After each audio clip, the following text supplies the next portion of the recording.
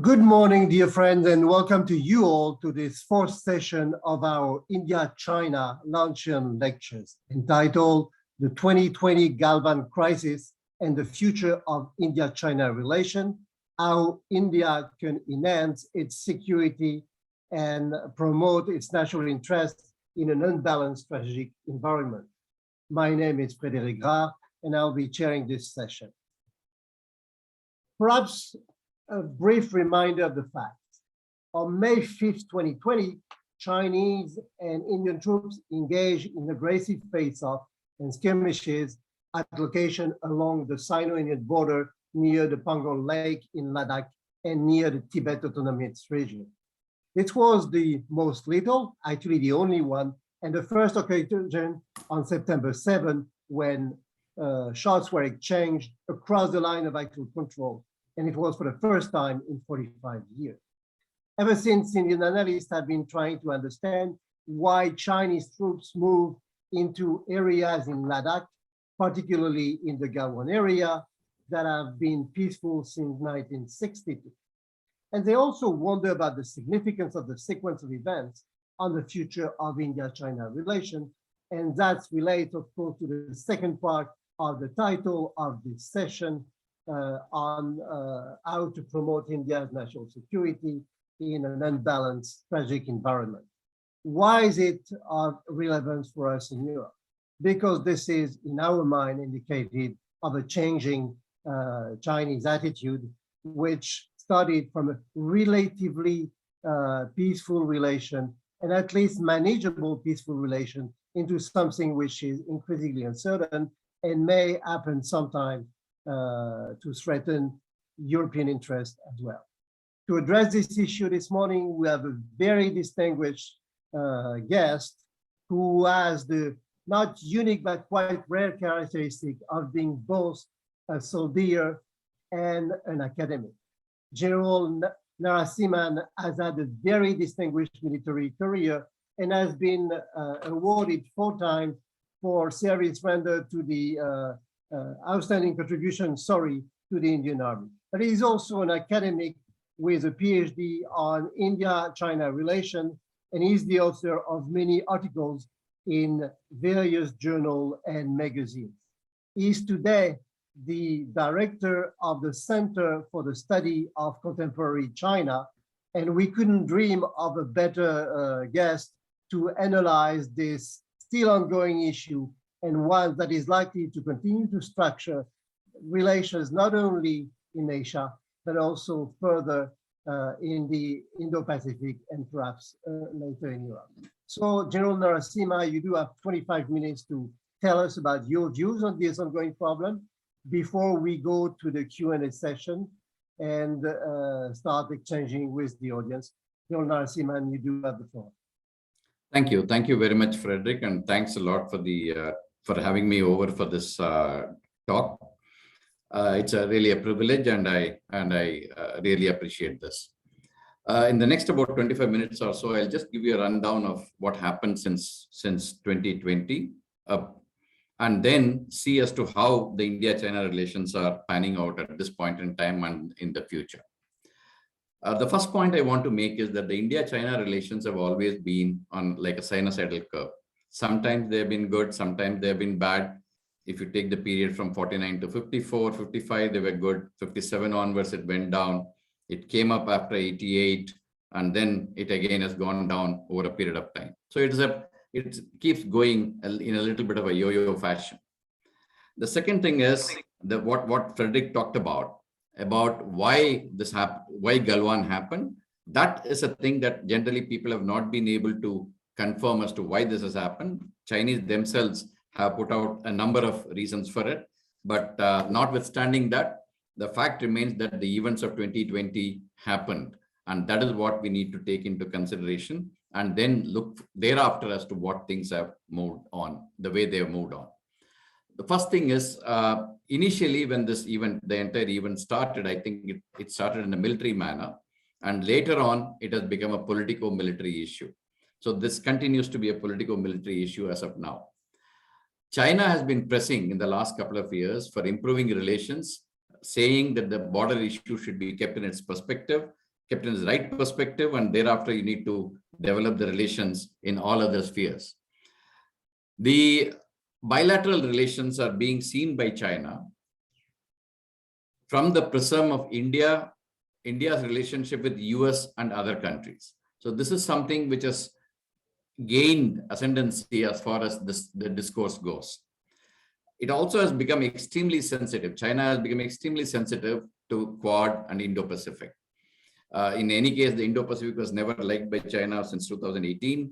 And Quad, of course, again, has repeatedly been criticized by China publicly by the spokesperson and everybody else.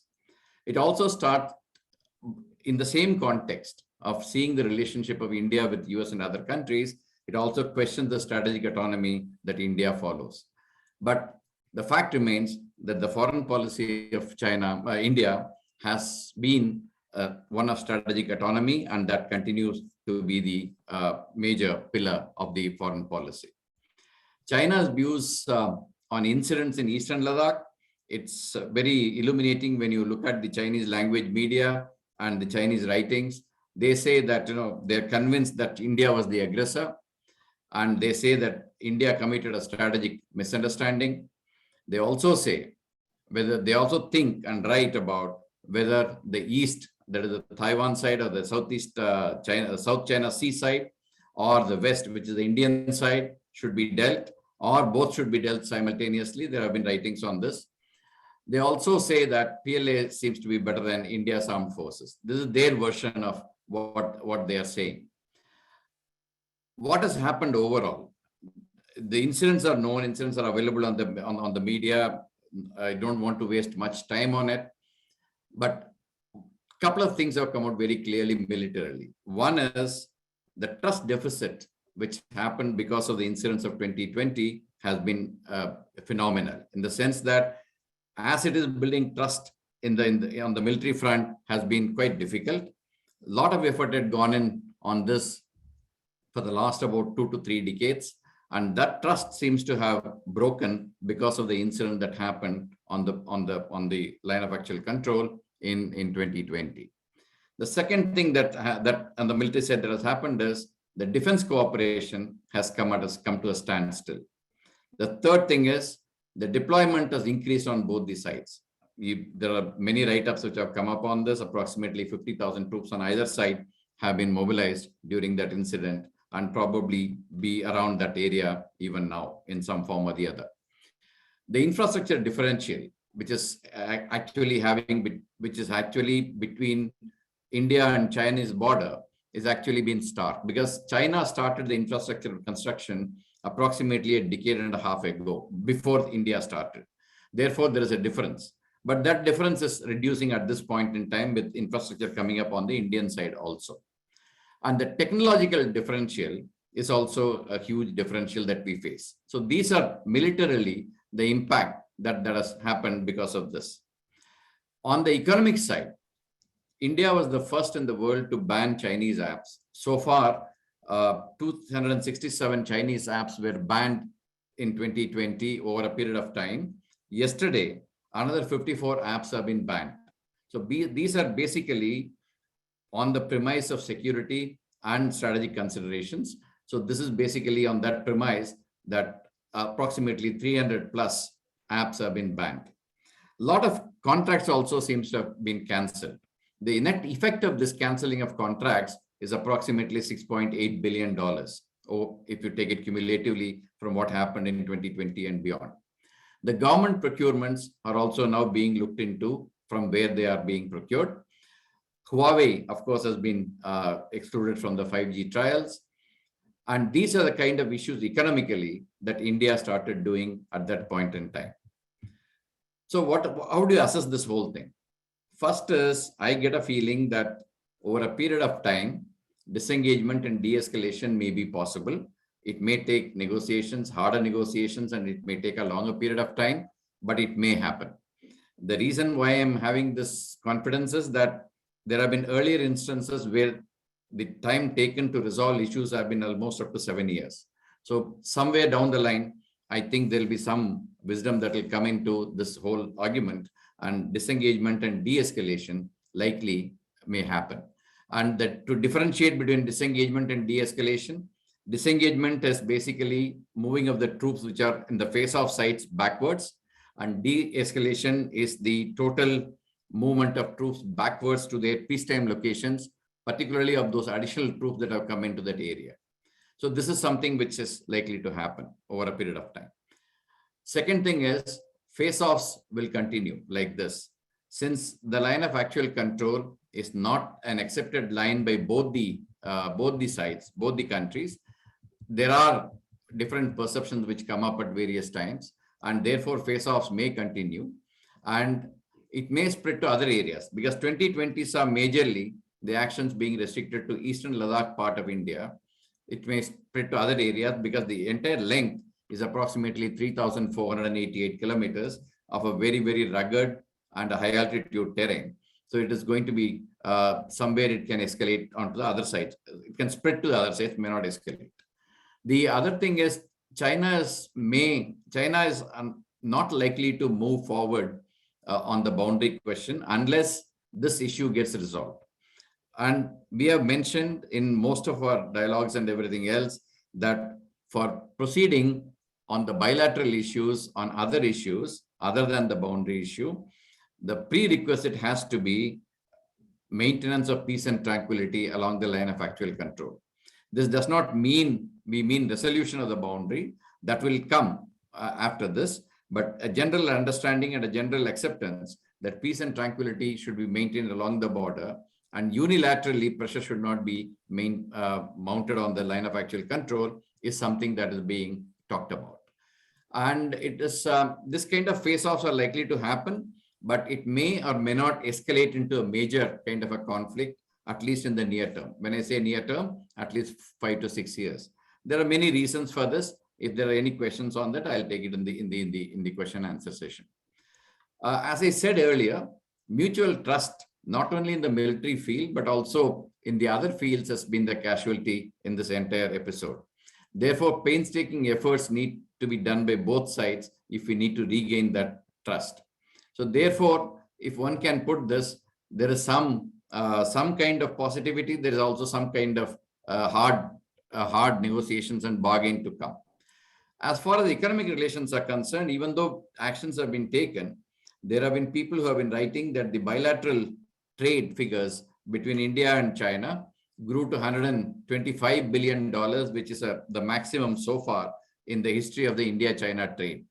And in that, India imported approximately $97.5 billion worth and exported $27.5 billion worth.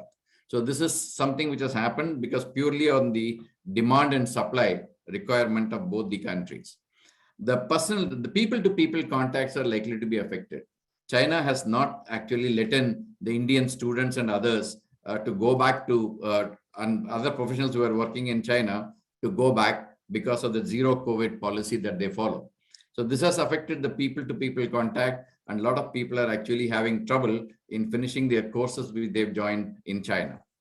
And some cooperation, of course, is possible on issues of mutual interest.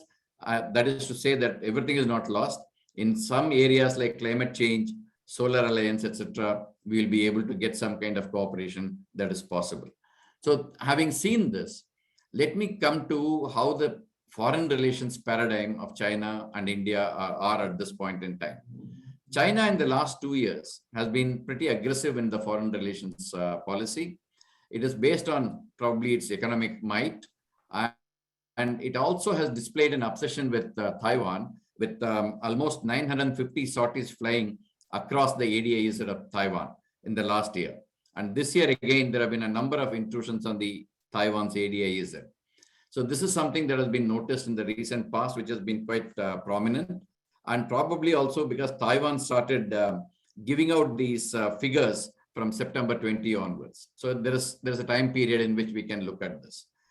China has also been nimble, quickly occupy the space that has been created by other powers vacating certain areas and regions. So this is the way China has actually done its foreign policy. When it comes to India, it has become quite bold in its foreign policy. Not only that, and it chooses to engage. It uses the combination of plurilateral and multilateral initiatives. It has become quite proactive in dealing with the foreign policy, and it's also been practical in dealing with certain foreign policy issues. In India's neighborhood, China has been reasonably active, particularly in the last year and a half, wherein they have held a number of meetings with the countries in the neighborhood with a view to give them assistance for COVID, as well as to bring in some developmental issues. But most of the initiatives that have been announced have not found much of a progress in the last about a year plus. China has also been engaging the countries, particularly east of Atlantic, in approximately, you can say, about six groups. One is the South Asia, second is the Central Asian republics, third, ASEAN, fourth, West Asia, fifth, European Union, and sixth, Africa. It is not in any order. I'm just coming from east to west. Having said this, you find a lot of focus of China on European Union and the European Union countries. So this is something that is going to play out in the future in the form of comprehensive agreement on investment and things like that. So these overlapping engagements are also seen with India. When China deals with these things, it is not because China is dealing in this group formation, but India also has been making efforts to improve the relationship with the countries in these groups. As far as the future framework is concerned, one thing that we need to look at as India as well as European Union and other countries is something that we need to look at in terms of setting up these standards in the world organizations and also in the UN. This is something that will dictate the course of future, not only for India, China, and the region, but also for European Union, to US, and everybody else. So standard setting is something that we need to be looking into, and that is where a lot of effort needs to go in terms of collaboration and cooperation. As far as the economy is concerned, how are we planning to do that? Firstly, increase in investment in R&D that has been announced by our Prime Minister in various forums. And this investment in R&D is very important for getting self-reliance to actually do business with the world. So increase the risk-taking ability of the business people in India. That has been, in fact, our PM has been again mentioning about this, that the industry and the business should take more risks to ensure that they get more global influence, and also to take a long-term view. That is something that has been talked about. Innovation is being again looked into in China as well as in India in a big way. In fact, Mr. Xi Jinping since 2014, he has been making statements in 2013, 17, 14, and 21 that innovation is the soul of the people and the source for a country's prosperity. So that is what he has been mentioning, and that is what he has been putting emphasis on. It is not because they are doing it.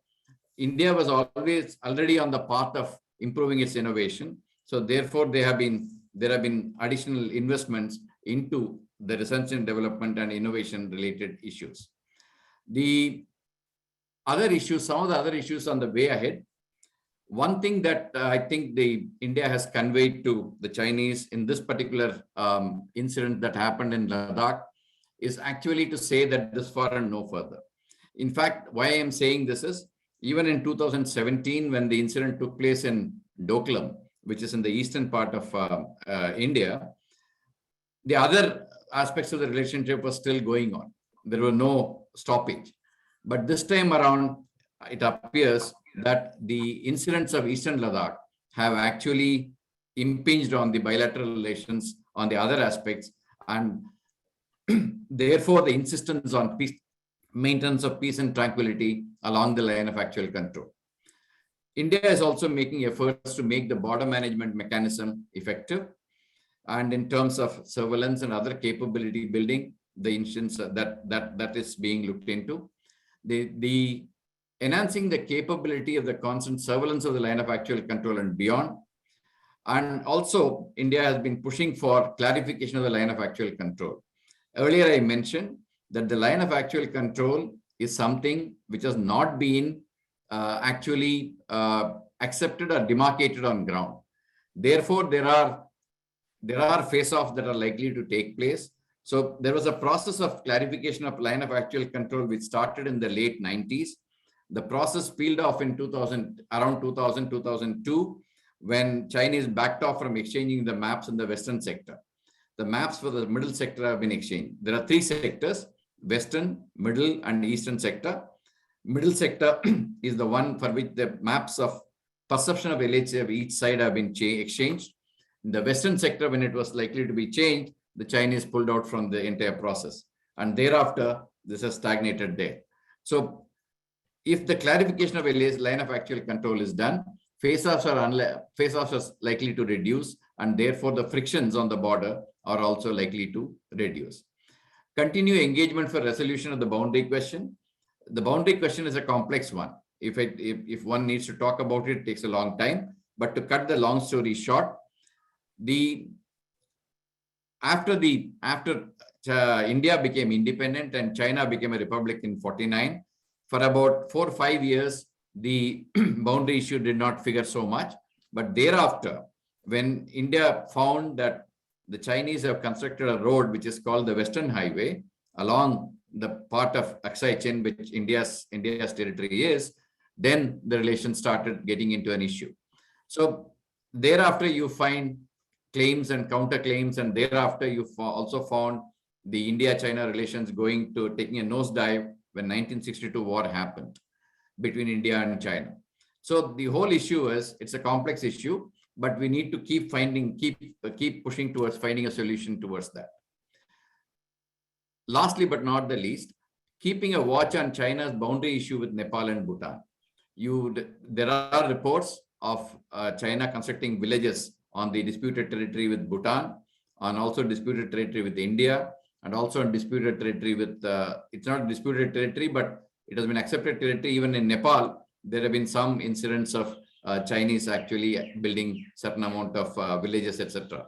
So this is something which may impinge on the boundary issue subsequently, and that needs to be kept a clear watch on. Having said all this, and my time is almost coming to a close, this is what Dr. Jaishankar had to say in his book, The India Way. And I think that is the way India will go forward in dealing with China and the related issues. I'll read it. It is in the page 136 of that book. I'll quote, "World events determine not just China's overall attitude, but its specific demeanor towards India. Currently, this context is dominated by global frictions and systemic differences. It is therefore necessary for India to continuously monitor this larger picture as it calibrates its China relationship." In the same page, he also mentions, I quote, "The border and future ties cannot be separated." And in the next page, he quotes, let me quote, "The key to a more settled Sino-Indian relationship is a greater acceptance by both countries of multipolarity and mutually building on a larger foundation of global rebalancing." I'll stop here, and if there are any questions, I'll take it. I'll try to answer them. Thank you very much. Thank you very much, General. There will be questions indeed. There are already questions, but before we turn to the audience, let me say two things. First of all, to the audience, that you can use the Q&A as well as the chat button in order to ask your question or even make comments. And second, let me use also the privilege of the chair to ask the first question. You have indicated at the beginning of your talk that China was very sensitive to the Indo-Pacific question. From a US and anybody else's perspective, the Indo-Pacific question is basically a China question. But from China's perspective, it might very much be a US question. So how much do you think the US factor played in the Galwan incident, if any? I don't think the relationship with the US or Indo-Pacific, I don't think it played any role in the Galwan incident. I think that was a purely bilateral issue and purely a question of the boundary question that is happening between India and China. I don't think any other extraneous powers was a reason for this. I mean, there are other issues that have happened after that. People said they'll help and other things, and people said it'll be bilateral. All those issues happen. But the happening of the Galwan incident and in the incidents of Eastern Ladakh, I don't think there was an influence of any other country on this. Thank you very much. I'm going to try to classify the question from the more geopolitical to the more economic one. And I'll start with one question, which is about the development of India-Russia relations, and on the one side, and Sino relation on the other side. I think this is a question which has a particular significance these days after we have seen the rapprochement, or further rapprochement between Xi Jinping and Putin, and in the light of the ongoing Ukraine crisis. So what is your answer to that question? See, India, let me deal with India-Russia first. India-Russia relations have always been good. I mean, I'm sure everybody realizes this in this audience, whoever is listening to me would realize that India and Russia have got a long way to go as far as the relationship is concerned, long way back to go. And that relationship has been really excellent, and it has been working very well.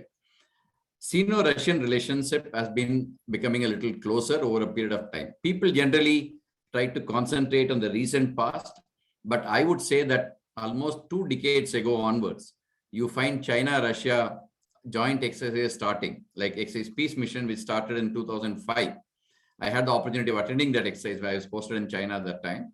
And from that time onwards, you find a closer Sino-Russian relations happening.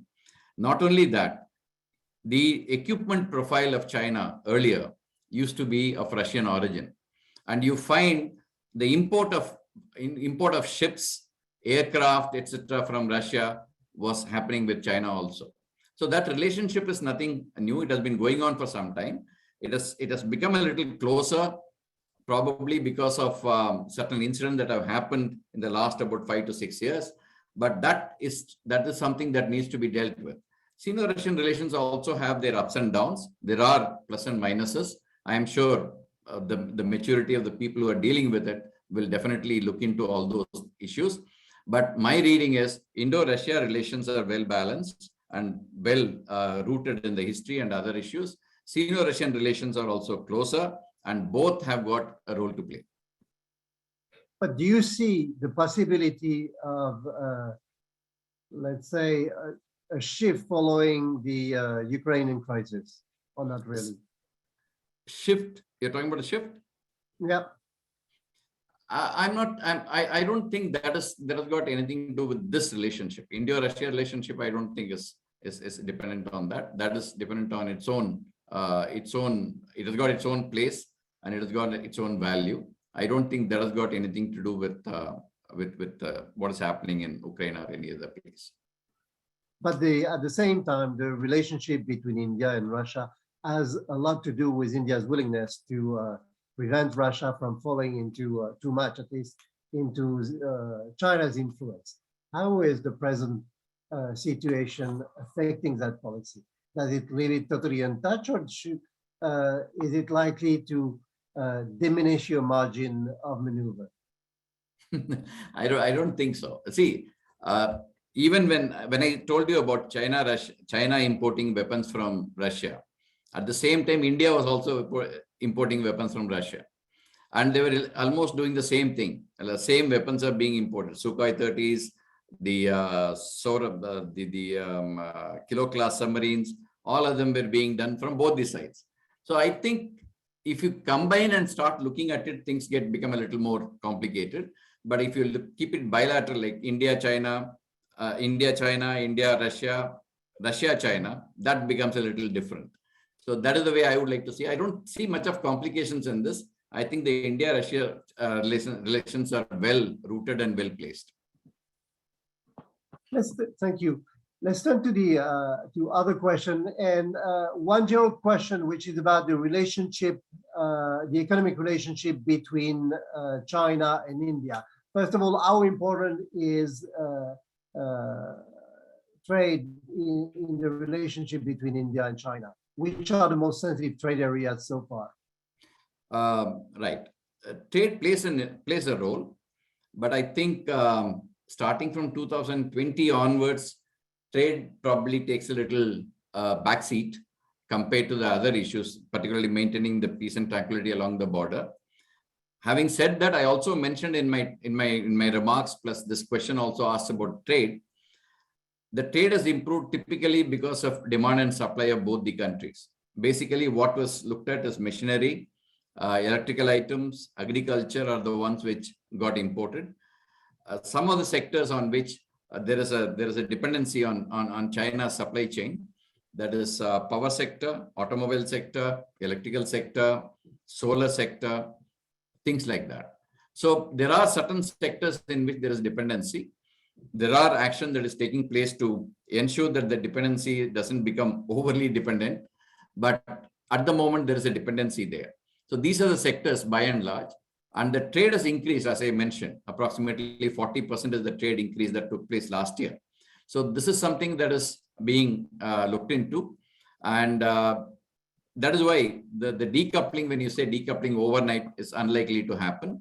It may take a long period of time and effort and investment. Could you elaborate a little bit on this question of dependency? Because India may be dependent on China on some critical technologies or others, but I mean, China has a very asymmetrical relationship, trade relationship with India in terms of volume and largely in its favor. So how is it used by both sides in order to influence the overall relationship? I'm not sure this trade is affecting the overall relationship. Trade has got its own place. It is doing its, it is going on the way it needs to go. The two issues I would like to say, when we are dependent on something, China is also dependent on us for, say, raw material like iron ore, etc. Iron ore, agricultural products, some of them, those are the ones which on which China is actually importing from us.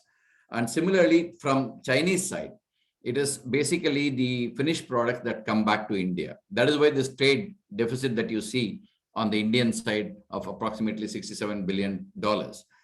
That having said that, if India is dependent on China for certain things, you find Chinese export market also is dependent on India for those things. Like, for example, unless they export, you find that they will not be able to benefit. So there is a mutual dependency. However, there have been certain issues like non-tariff barriers by China of not letting certain Indian industries to go into China, etc. Those things are being handled differently. But there is, in some cases, there is a dependency which we need to take care of. Like what I said to you about earlier, electrical items, power sector, automobile sector, solar panels, etc. Those things. Those are being taken care of by taking many actions, but I'm sure the effect of that will be seen in the near future. Thank you. Just for an indication that we have followed not only in Europe, but also in India and Japan. We have two questions coming from those two countries next. And the first question is about the need to look into standard setting efforts. Could you elaborate a little bit on this? What is it that India has done and what is it that India will do? Will it do it alone? Will it do it in partnership with others and so on? See, standard setting helps in two ways. One is if a country develops certain equipment and then that becomes the world standard, then you find that country is able to sell that product worldwide, and that is to be accepted by the entire world. So this is something that has been going on for some time, and we need to be looking into it critically, number one. Number two, there are certain country-specific requirements that we need to actually look into in these things. Like, for example, in 5G standards, India has introduced a standard in the 3GPP that 5Gi is a model that we need to follow, which is actually looking for and catering for the Indian requirements. So such things need to be looked into in detail, basically because then it can benefit many of the other countries than benefiting the only country that had that equipment and maintained that introduced that standard. So that is what I maintain by standard setting efforts. This can be done. It is going to be very difficult to do it individually. It has to be done in a collaborative manner. So that is something that joint work can go on. That's a collaborative manner which is dealing mainly with the situation in India. is India intending to project this standard elsewhere in the region, for example? Say again, I didn't get that question clearly. I mean, I said this is a collaborative effort, as you just mentioned, but which is focused mainly on the needs of India right now. You intend also to project that beyond India in the region? Yeah, the standard setting is not only for India. So this is something that we need to be looking at. Standard setting in some form or the other will affect everybody. So that is something, it is not only restricted to India, it's also for others. So therefore, it has to be a collaborative effort. And many of the standard setting in the world organizations take place almost on a I would say, unanimous kind of an acceptance. So that will need much more of collaboration to take place. But how do you intend to do that? Yes, we understand that more collaboration needs to take place, but I mean, you are partnering with Japan to build infrastructure elsewhere in the region. You do have a connectivity partnership with Europe, which still needs to be materialized. I mean, what is the view in India as to how this should go about? After all, this is a very important question regarding the relationship between Europe and India, for that matter. I mean, everybody agrees on the principle, everybody more or less wants to do the same thing, yet we're just at the beginning and nothing has really materialized so far. So how should we go about this? What is your message to the Europeans? It is to be taken from various aspects, various organizations that set these standards, and in those organizations, that is where we need to be actually collaborating, not only with countries in our region, also with other countries like European Union and US and everybody else, to get standards that are acceptable to all. That is the aim. So if that is the case, then you can pick up. It can be done in 2-3 ways. One, in the organization which is actually looking at setting that standard, one can collaborate. Two, we can decide on the technologies on which we need to collaborate to get those standards, whichever way it is. There are a number of ways in which it can be done. Okay. A question which is coming from Europe. Do you establish this connection in relation with the Belt and Roads Initiative? And how much does the Belt and Road Initiative matter to you, matters to India? Belt and Road Initiative, when it came up, India, of course, was the only country which did not come on board into that entire initiative. The reason for that was 2-3 things. One, that the projects that Belt and Road, I still call it One Belt, One Road, because the Chinese website still calls it Ita Ilu. So the One Belt, One Road initiative, when it came into existence, it actually, some of the projects went through Indian sovereign territory, which is under Pakistan control. So that aspect was not actually acceptable. And therefore, that is one of the reasons why India did not go into the Belt and Road Initiative. The other reasons were, one is that though it was called a multinational kind of a project, most of the projects went bilateral, and most of the projects actually, the process of bidding, the process of awarding the contracts were not open and transparent. There are many issues like that, because of which the Belt and Road Initiative was not very liked by in India. And say 2013, Mr. Xi Jinping announced this in Kazakhstan. And now, 8 years down the line, there are many countries which have got questions about One Belt, One Road Initiative. So this is something that it is still in progress. There are many countries which are questioning it. There are many problems, but it is also progressing slowly. That is something that we need to accept and understand. Whether it matters to India, I don't think it matters to India, because none of these projects have been going through India, and none of these projects have been India has been supportive of it. So therefore, I don't think there is a very clear kind of implication of Belt and Road Initiative in India per se. The other issue related to Belt and Road Initiative is the One Belt, One Road Initiative is that many of the projects that preceded the announcement of the One Belt, One Road have all been grouped into One Belt One Road initiative. The other thing that you look at is many of the projects that the Chinese website shows as One Belt One Road projects, the recipient countries do not show them as One Belt One Road projects. So there are issues like this, many issues like this as for related to One Belt One Road initiative. But the answer to that question, which you asked whether it matters to India or not, I think it has not mattered much to India as far as this is concerned. Sorry. Thank you. Let's come back to Galwan. We have a question of a very simple question. Do you see Galwan as an accident, or was there really an intention behind? And perhaps more importantly, you mentioned in your presentation that one should expect similar incidents, or at least face off, not necessarily with casualties, but at least face off in the 5 to 6 years. And you indicated you would come back to that in the Q&A. Can you just do that now? The reason for that is very simple. When two border forces face each other on a border, which is not actually demarcated or not actually accepted by both the sides, there are likely to be face-offs. Patrols will come face to face, some kind of argument may take place and it may create face-offs. So there are many such areas which could create this kind of a face-off in future also. That is what I mentioned about why this will happen in future. It may not escalate to the levels in which it happened in, say, Galwan or even earlier in some of the incidents, but face-offs may happen. It's quite likely, because when one patrol from one side comes, the other side doesn't know actually whether the patrol is coming or not. If the other side also goes on patrolling, then both these patrols come face to face, and then you find this face-offs take place.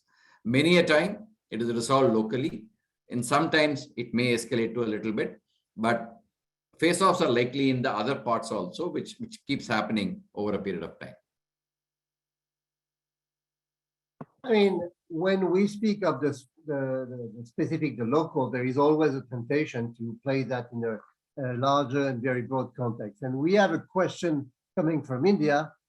I'm happy to see that it's not just Europeans who do not understand European foreign policy, but Indians seems to have questions about their own foreign policy as well. So the question goes, what is India's understanding of the long-term objective of China in spheres such as regional, strategic, geopolitical, boundary issues, etc., while devising a comprehensive and cohesive response strategy in the short to medium term? See, that's a quite large question, I understand. That's quite a good question, I mean, in sense. China's long-term objectives are known. They have their two centenary goals, 2021 and 2049. They have laid out that by 2021, we want to develop a country which is well off in a moderately well-off society, which is they call Xiao Kang, which I have announced that they have already achieved that. And by 2049, they want to become a world power. And that is stated objective of China as two centenary goals. So which is there. But the issue that comes up is, do you always have to base your foreign policy on the objective of another country? I think we need to devise our own foreign policy, the way we see India growing and the way we see India at a particular level, say India 2047, which is under the year of gaining independence, etc., and then devise your own strategy to reach that place. The moment you look at competitively, then the problems of how to do this, or how much to invest, and how much money should be given, this thing, that thing, there are too many questions come up. I think we need to be clear in our mind as to where India needs to reach in 2047, and then, or any other time period for that matter, and then work accordingly to reach that level or reach that place. And I think that will be a better way of doing it. We have certain foreign policy principles. One is strategic autonomy, I mentioned to you earlier. The other one is the neighborhood first policy. The other one is look east policy. These are all aiming towards that policy that is needed for India to reach where it wants to reach in a particular time frame. Thank you very much. You just mentioned the term strategic autonomy, and this is something which echoes very much the European debate right now. Could you elaborate a little bit on what strategic autonomy actually means for India? It is very simple. Strategic autonomy simply means that India will take decisions on any of the issues based on India's interests. That means if a particular issue is favorable to India or it favors Indian, I would say Indian viewpoint, then probably India will support that. India will not support certain decisions which are actually not in the interest of India. So India will take its interest, take its decision based on its interest and what is good for it. So that is simply strategic autonomy. A lot of people also, yeah, go ahead. Sorry, go ahead. A lot of people also talk about non-aligned movement, etc., which was there earlier, but that seems to have evolved into this kind of a strategic autonomy over a period of time.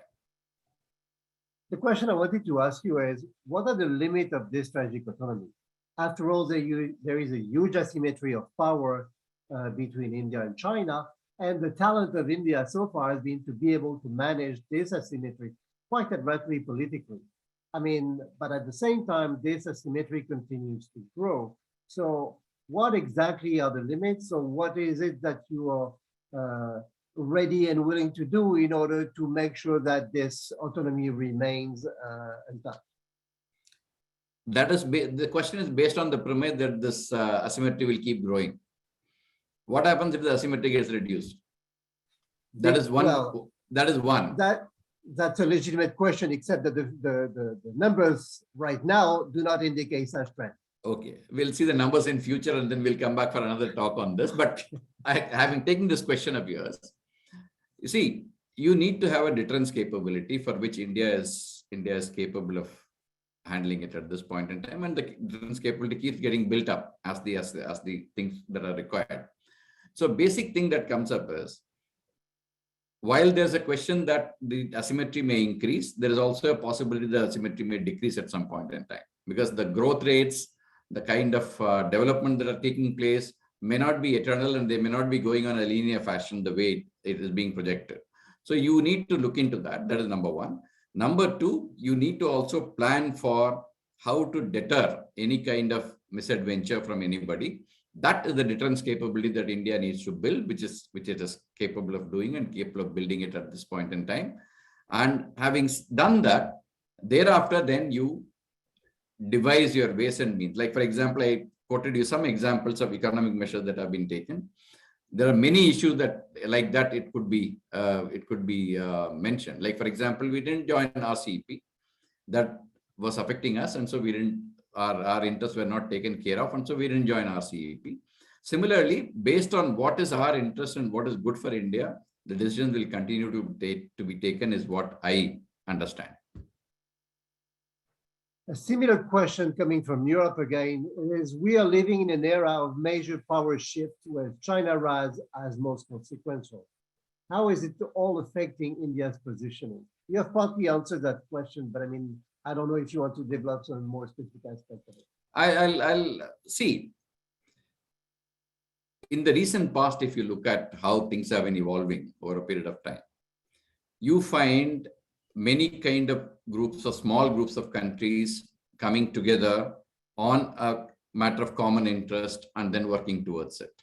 So this is something that has been happening over a period of time. You can see this. You can see small groups of countries, like-minded countries coming up for like-minded issues to work together and do it. One example is, of course, Quad, which talks about vaccine provision of vaccine, which talks about science and technology, which talks about climate change, all those issues. So similarly, you find number of small groupings of countries coming up together to do this. So this is something that has been quite beneficial, and this may be probably the way in the near future the international relations are likely to progress. As far as positioning of India is concerned, I think India has positioned itself really well in the last couple of years. Last few years, actually speaking. You find the relationship with UAE has improved. The West Asian countries have improved. The relationship with Central Asian republics are improving. The relationship with the European Union is improving. The relationship with US is improving. Like that, if you look at it, there is a number of ways in which you find the Indian positioning has been actually improving. So whether if you look at it from a comparison from what China's rise and India growing, etc., then it becomes a little skewed. But if you look at it individually, how India has been doing in the foreign policy domain, I think it has come up really well in the last few years. Okay, can we come back a minute to the region itself, and how do the smaller states of South Asia fit into the India-China equation? After all, some years ago, and not so long ago, in fact, there was, of course, the China-Pakistan axis, but that was about it. Now China is present all over the place, especially in the Indian Ocean, which may or may not complicate, that's up to you to tell us which is the case, India's strategic equation. So what can you tell us about India's relation with the neighborhood? You mentioned the COVID thing, but not everything is related to COVID and not limited to COVID. So can you just repeat your question a little bit? Because I got distracted a little bit. Sorry, my mistake. No, I was saying that how do the smaller states of South Asia fit in the India-China strategic equation? Okay, as far as the South Asian countries are concerned, they do have consideration of India and China. Like, for example, there are certain things for which India is needed, there are certain things for which China is needed. For example, if you look at the trade between India and all the neighboring countries, the trade is actually in favor of India, in the sense that India does more trade with the neighboring countries than China. But China comes and pitches in for certain investments. So they are looking at investments from China. Certain countries have been extremely careful in getting that investment. Some countries have got into some kind of trouble because of the increased borrowing. But overall, if you look at it, it's a mixed bag that you get. And in the last about 10 to 12 years, India has also been looking at India's neighborhood much more closely than what it used to be. The kind of line of credits, the kind of grants, the kind of loans that have been granted to the neighborhood has increased manyfold in the last few years. So you find India increasingly focusing on its neighborhood to maintain good relationship with neighborhood as part of the neighborhood first policy. And similarly, China also trying to make inroads, like the way I explained to you during my remarks, that they held a number of meetings with various countries during the COVID related issues. China also wants to increase the influence here in this. But our understanding and our studies do indicate that many of the countries are actually, I would say cautious in dealing with China. More cautious in dealing with China than they would like to do with India, because the Indian assistance that comes to the neighborhood comes without any kind of strings attached, and it also helps in development of local labor and everything else, local technology, and builds up the local economy. So to that extent, it is sought after. But as you said, China is it has got much more money power than India at this point in time. So they are able to invest a little more in certain countries, not in all countries, let me tell you this. In some countries, they do invest more. And because of that, you find some influence there. But the countries which are getting these investments are also quite aware of the issues involved, and they are quite cautious in accepting this kind of investments also. Some of them, of course, get the investments more.